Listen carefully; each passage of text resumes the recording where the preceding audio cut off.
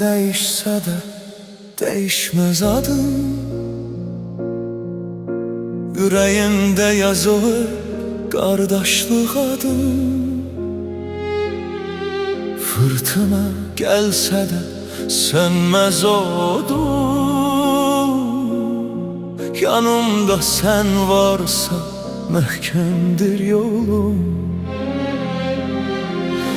Gecede karanlık, gündüzde çetin. Biz olacağız həmişə arfanda mətin.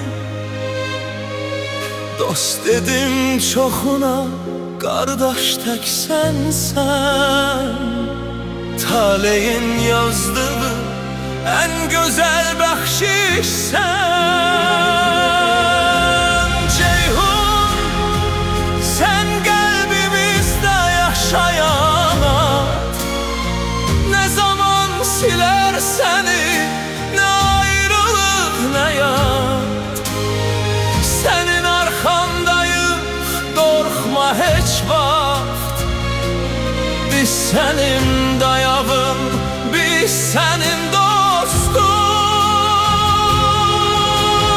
Bir ömür boyu bizdən ayrı olmazsan.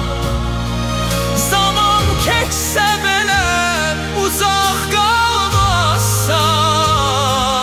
Heç nəyi fikir etmə, başın dik olsun. Kardeşim varlığın bize güc olsun.